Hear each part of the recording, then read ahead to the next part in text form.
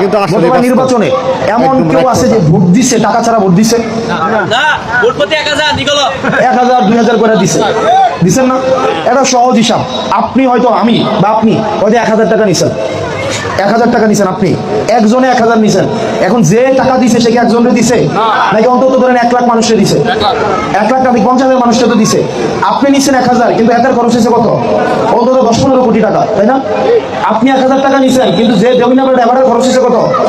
10 কোটি টাকা। এতে কি নির্বাচনের পরে টাকা উঠাইতো না? এতে কি উঠাইবো না টাকাটা? নাকি এটা ফ্রি ফ্রি দিয়ে দিছে? এটা উঠাইতো না? এই টাকাটা উঠাইবো, এত প্রথম 3 বছর টাকাটা উঠাইবো। তো টাকাটা যখন উঠাইবো তখন কি রাস্তার কাম করবো? আমারে বুঝান তো, রাস্তার কাম এতে কেন করবো? কারণ এত তো আপনি যখন চেয়ারম্যানের কাছে একটা কাম করতে যান, সহজ জিনিস, আপনি চেয়ারম্যান বানাইছেন, এরপরে এসে জন্ম নিবন্ধনের কার্ড আনতেন গেছেন, এতে 1000 টাকা লেগে বইতে বইতে না? এত যখন কয় আমি টিয়া দিতাম, তোমার একটা চেয়ারম্যান বানাইলাম, এত আমি কি তোমার বোর্ডে চেয়ারম্যান হয়েছি?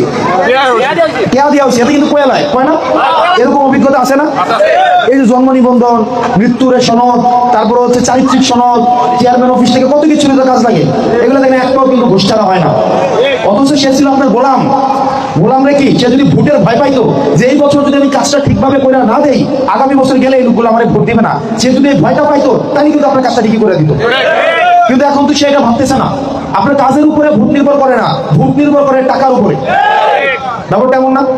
এবার দেখেন এই জায়গায় আমরা আমাদের অনেক সচেতন হইতে হবে। নিজের বিবেককে প্রশ্ন করে দেখুন কথাগুলো সত্যি কিনা।